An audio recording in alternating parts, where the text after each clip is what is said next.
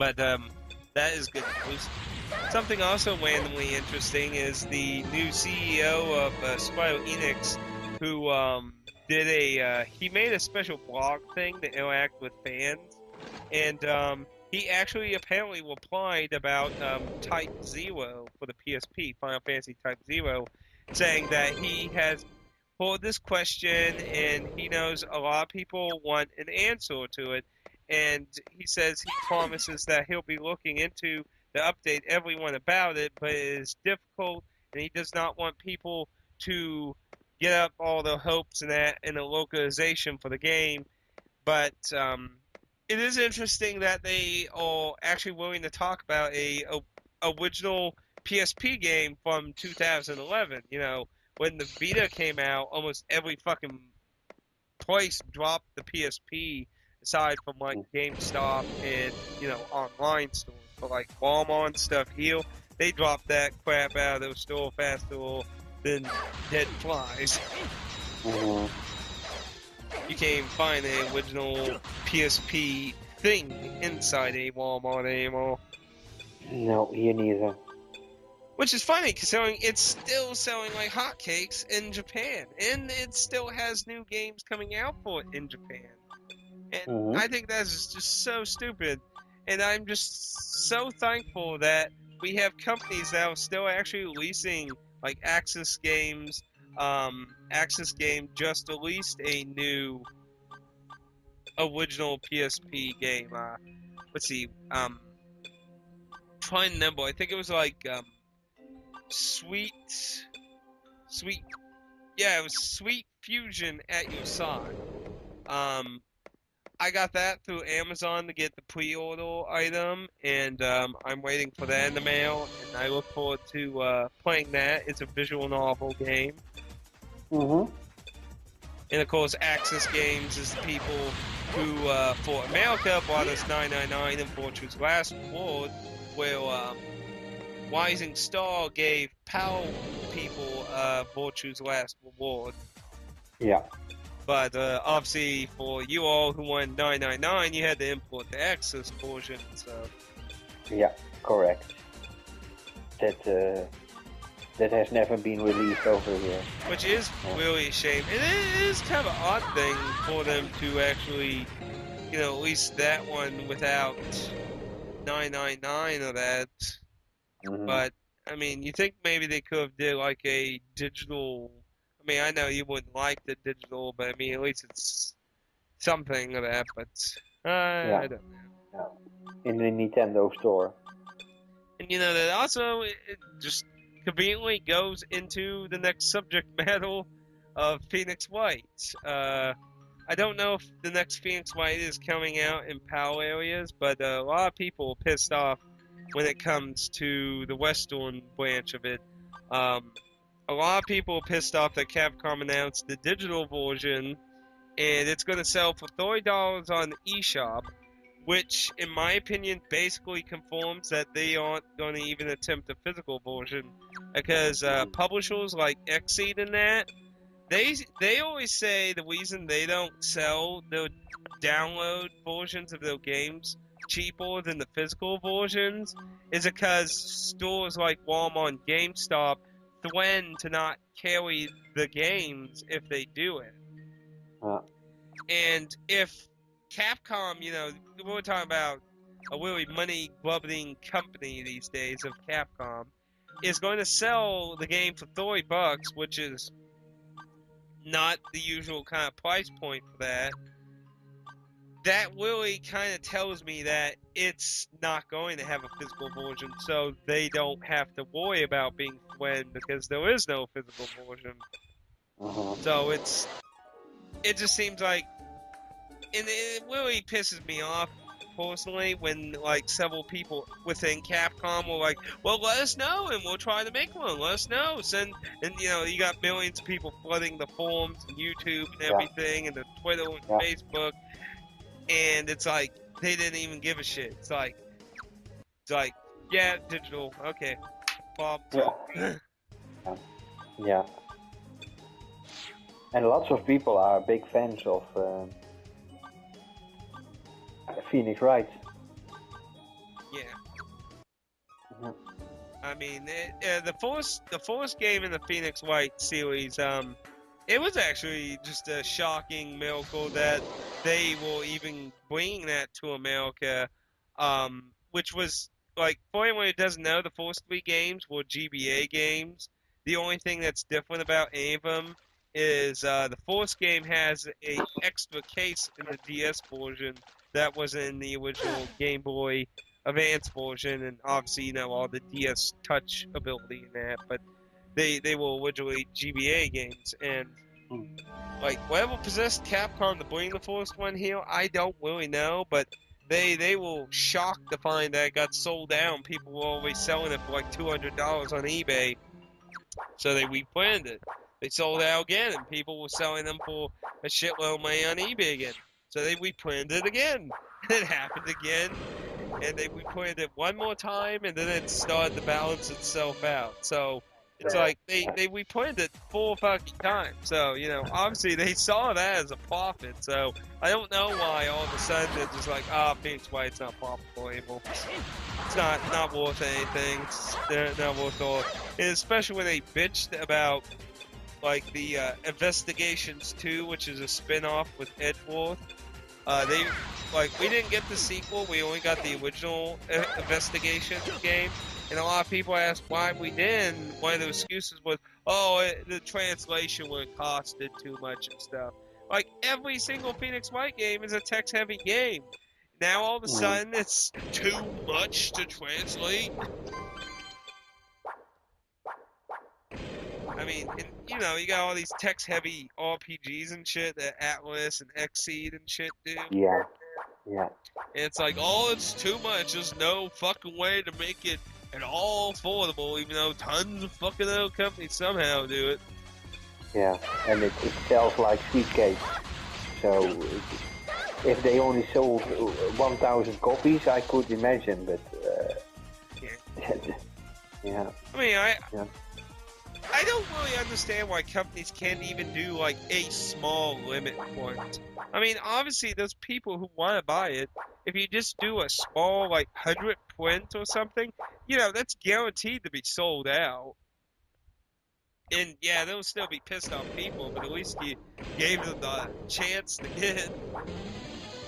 I mean, just sell a really low amount that you're pretty sure that will sell based on the sale of every other Phoenix White game, I don't think it'd be too hard to get kind of an average number of how many copies would pretty much guaranteed be sold. Yeah. If you feel like it's not such a huge investment to do. I don't really get that with a lot of companies. And that kind of leads up to Xseed, actually. I do not know how to pronounce the title. Do you want to give it an attempt, Carter? Since I gave you a link to the title. I would say Senran Kagura series. The Senran Kagura. We'll go with that. That's my best attempt I can make it. I'm just gonna nickname it Ninja Boobs. Ninja Boobs, yeah. That is what I'm just gonna nickname it. For anyone who doesn't know anything about this game, it has 3 games in Japan. The 3DS version is an enhanced version of its original game with more content, and that is the version that will be coming to America in PAL. But thing is, Xseed is only giving a digital version for America, while a company called Zen United, you ever heard of them? Nope. Yeah? Nope. Oh, no. Okay, sorry. I couldn't hear you. It was really low. I've never heard of them, so I don't know. They're obviously a European company. They will be releasing it digitally and physically. And obviously, many people in the American world are incredibly pissed off. And there is currently a, how big is it now? 53 pages long topic on the Xseed forum about the physical version now. It is huge. It's really a tricky thing. Like, I would love to see a physical version come out for every game ever, really. Like, but I can kind of understand a few aspects of Exceed's point of view. For one thing, in America, since this game, has a lot of sexuality elements to it. It's a fighting game, but there's a lot of weird sexuality. All the characters are very what's a gentleman way of putting this? Big shaped. Big shaped. Well, that's quite the truth, isn't it? Yeah, but I'm not sure if I would use that as a gentleman way of putting it. All the women are very sexualized, big breasts, butts, and that. And one of the fighting mechanics is that if you fight well, you can actually make your opponent's clothing stop falling off to their underwear. So, it's kind of hard to say there isn't anything sexually attracting to the game. Which in America, publicly sexual stuff is very frowned upon, and I mean, very negatively received. Just look at GTA and stuff, and it would get. I could see the feel of putting it in a store, even though it's getting a T rating in America. It's getting a teen rating, which a lot of people are also shocked about. But I can understand a concern about reactions to people seeing it in the store. But then again, you can also argue this Dead or Alive, the entire Dead or Alive series, Dead or Alive Volleyball. Trying to think of other franchises that have done really over-sexualized characters. I can't think of anything else off the top of my head aside from Dead or Alive. But I would say Arthur Nelico and Everest 2. yeah, I guess the Generation series, as it's referred to in the Power areas, could qualify under that too. But especially the Force game in America. You ever saw the limited edition box of the Force games 360 version? Holy crap! Here, let me get a picture of that. That is the most embarrassing thing I must have carried with me out of a store ever. Like, see if I can find that box. No, I want the Force game, not. There it is. Get that image, and I don't think you all even got anything remotely like this. But that was the American physical edition of the Generations game. We didn't get a physical version of the PS3 version. We only got a physical version, 360 version. And that's what came with it. If you look at the side of the box, that's on the side, and the discs, and Yeah. could you imagine just walking out of a public store carrying that? Like, I was trying to fucking hide everything on there as much as I could. Yeah. And the box of the disc is quite okay, but the box of the the bonus music track and that uses the really naughty limited edition. Yeah, that is what it was called. It was called the Willy Naughty Limited Edition. GameStops did actually carry it, but they hid it behind the counter because they were afraid of putting that on the shelf, and see that stigma does exist, and that stigma does exist, and I can understand Exceed's glory about that. But go ahead. I think this is a bit too much. Yeah, I do think that was a little, like, I don't think this 3DS game's that big of a deal, but this stuff was a little, especially the mouse pad. You know what that is, right? Yeah, I see him. You've seen those before? Nope. You've never seen those before? You never seen booby mouse pads before? Not like this, no. No. Those are very popular in Japan. Just go to like Play Asia and go to the computer section instead of the video games. You can find like a booby mouse pad of every fucking anime character on the face of the planet. Therefore, westing your West on. I was like, I can't believe this came with this. Like, what in the hell? Like, Yeah, Japan is a bit extreme in this. well, To see, my in Japan and PAL's pretty open about sexual stuff, which is why I think the Zenny United's not as worried about it. I mean, Indigo Prophecy had a sex scene in the game itself that was censored in America, but it was just an outright sex minigame in the PAL version. And Heavy Rain also featured a somewhat sex scene kind of thing, but I don't know if that was censored in the American version, but it did kind of exist in it. If it was it might have been censored because you didn't visually see a whole lot of stuff. You know, they had pants on and stuff. They were just kind of kissing and hugging, really.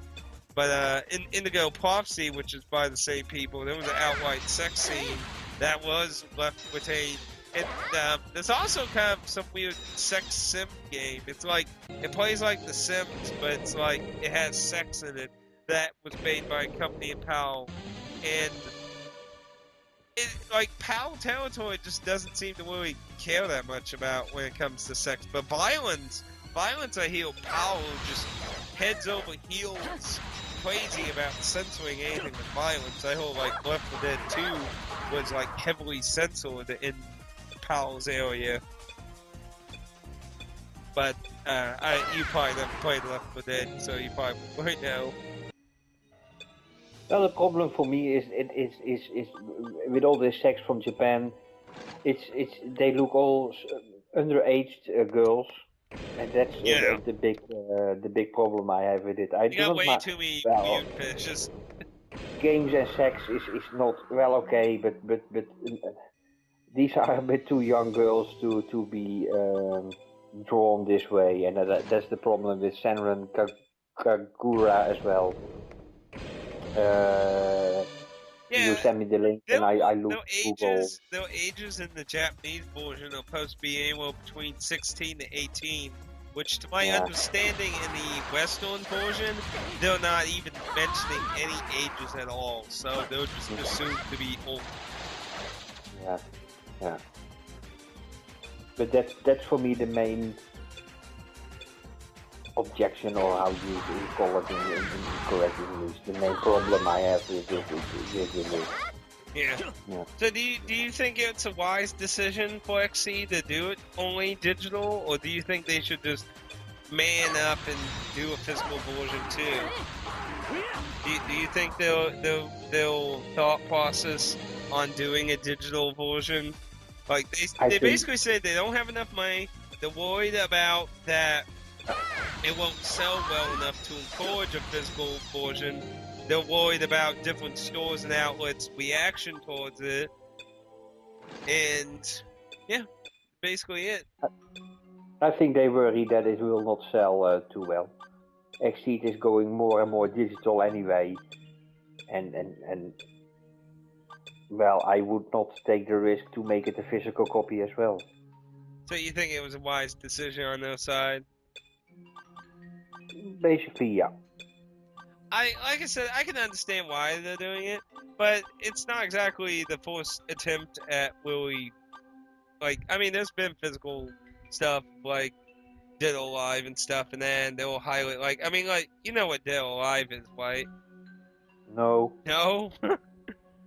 Like, okay, Tecmo is basically the people who started any form of quest physics in video games. Like, Dead or Alive 1 is credited as the first video game to have quest physics.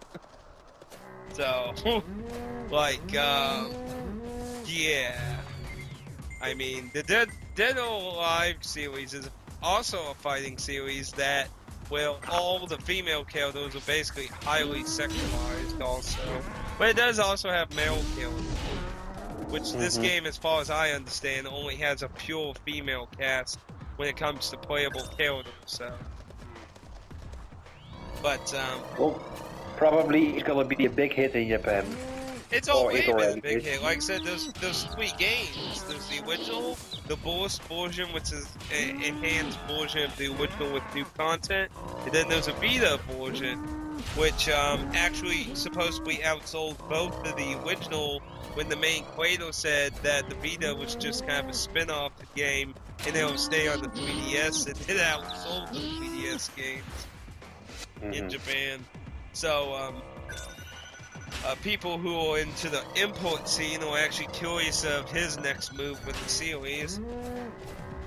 But yeah, it is very popular. It apparently has a manga, an anime, and all kinds of crap in Japan already.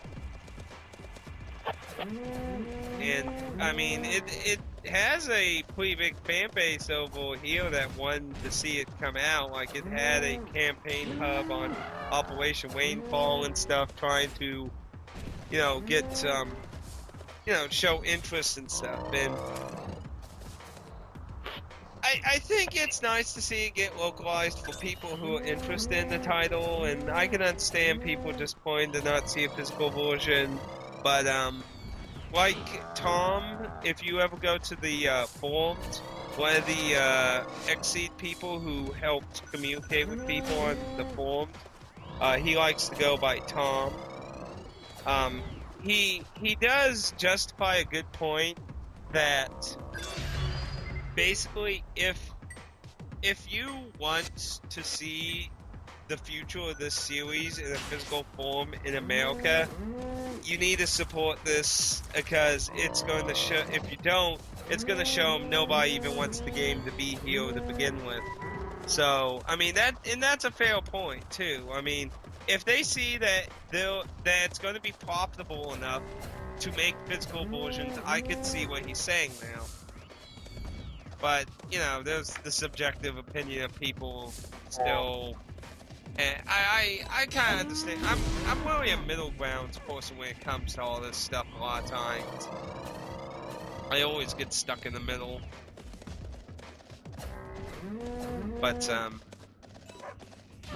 hopefully for the people who like the game, you know, support it, and maybe we'll see more future stuff about me. Hopefully. But me, I don't think I'll be too interested in the game myself. I'm not usually a big fighter person, and I'm not usually into highly over-sexualized females too much. But what can you do? What can you... Just play the games you like. Yeah. I think that's the best. Exactly. You got anything else you'd like to talk about? I think we did a good session already right now. Okay. Before we end it, I would like, because a lot of people know I've been a pretty big fanatic of Good Old Games these days. Good Old Games is doing a sale on 2 new games, Shelter, which you can get for $1 off for, I believe it was, $8.99 right now, which is an interesting survival game as a badger protecting our family. And for people who like Metroidvania style games like Symphony of the Night, there was a very interesting game with a kind of what's that referred to? Like, you know, like masked wrestlers, like Mexican masked wrestlers, luchadores. There's a very interesting Metroidvania game where you play as a masked wrestler. That is being for sale on Good Old Games for $13.49, which is at a current small discount for this week only, I believe. And you also get a free game with it, which is from the same creators, which is a puzzle ooze game. And I recommend both of those. I've been enjoying them very much. And that's pretty much all I have to say. good old games. Oh yeah, I love Yeah, yeah, they make sometimes release nice games from back in the past. And they also help indie games and that. Like Shelter's an indie game. Shelter in that Wessel Mutuet. I don't even know how to pronounce the title though. It's like yeah, I can link it to you. I don't even know how to pronounce that. Everyone knows I'm the worst person to pronounce anything on the planet. But yeah, they release good old games and Yeah. indie games and that. They're all DRM free. You can back them up. Oh, excuse me. You can back them all up. You can install them on as many PCs as you want. You can always get re-download it from the website. There's no fucking need to connect to the internet or any garbage like that. It's always a wonderful place to get games. I always love it. And while you're at good old games, do not forget to buy Fallout Tactics and Jagged Alliance 2. That will be two recommendable games for me. Oh yes, I'm pretty sure pretty much all of the original Fallout series I think is available on Tactics Fallout 1 and 2. I believe are all available on good old game. Yeah. A lot Yeah. of Interplay's games are available on good old game. There's quite a good number of them on now. Still only more than But yeah, I always recommend good old games over Steam and stuff. But that's just me. Okay. But it's time for Borderlands. yeah, Carter's trying to get me to get Borderlands 2. Yeah, I hope they will get the Game of the Year edition out. Yeah, because I'm not buying the DLC shit set. Like, I fucking got pissed. I bought the original Borderlands, then they did DLC, so I bought a few of those, and then they made the Game of the Year version with all the shit. I was like, you bastards! Yeah. So it's like, I'm not doing that shit again. I'm just waiting for you to fucking get to the Game of the Year shit. Oh, but I got a good compromise from Gearbox. That's fine. The good box, the collector's box, and then yeah. Okay, 30 euros for all the expansion packs so far. Yeah, I do have to admit the Borderlands 2 collector's box did look pretty nice. It's one of the best. Well, it's maybe the best collector's box I obtained so far. Did the PAL version come with the bobblehead? Yes. Of Marcus. I hate Marcus's gun, yet something about him makes you want to stay around him and listen to him talk. The game has such good characters, and well, I cannot speak of one, I do not know, but two. Well, it's a great game, and Marcus, in my opinion, was one of the only few memorable characters in the first game. I loved in one of the DLCs where he's like opening the story kind of like in a fairy tale way, and somebody's like, "But what about shut up? This is how the stories goes." That sounds like Marcus. But yeah. I think you'll find Borderlands 1 is probably kind of a step back from 2, because I've heard 2 improved a lot of things I didn't like about 1. Like the story, I found the story so dry in 1. It was so dry in my opinion. We have at least more than 7 different enemies than there were in. I heard there were only 7 or 8 different enemies in 1. Like, when I said there's only, like, 2 or 4, like, I mean, I was exaggerating, but there was not a large bite. You got midget psychopaths, normal psychopaths, brute psychopaths, dogs, birds. I mean, the bosses are the only things that kept fighting interesting. Yeah. Like, eventually there just wasn't any variety to enemies. It was just, we use all this crap. I mean, the DLCs offer a little extra variety, but, you know, I think there should have always been variety in the original game. Not had to pay more money to get some more variety.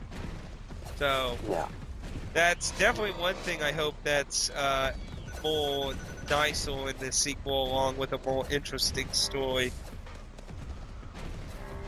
And in 3 days, there's gonna be released a new DLC for Borderlands 2.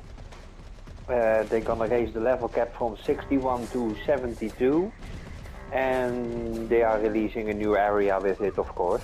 So Oh, in 3 days, there's one more expansion pack or DLC coming out. a story or just side stuff? I think it's all side stuff. Alright.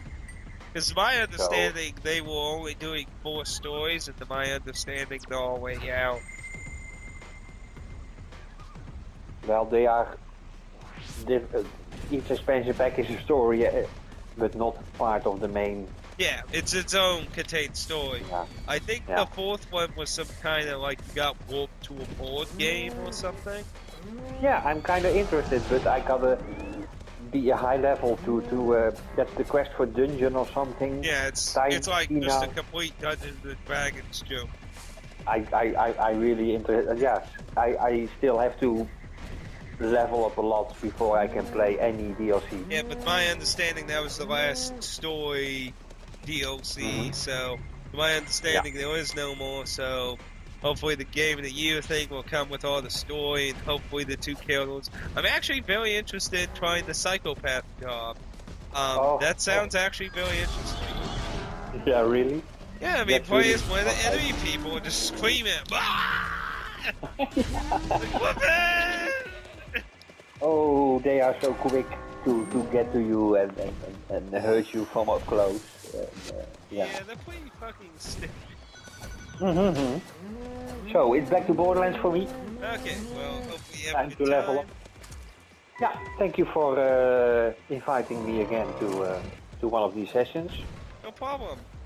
Now, And this time I'm gonna try upload it to my channel, but first I got to ask you one thing offline one of these days, but that's something a different. private thing. Okay.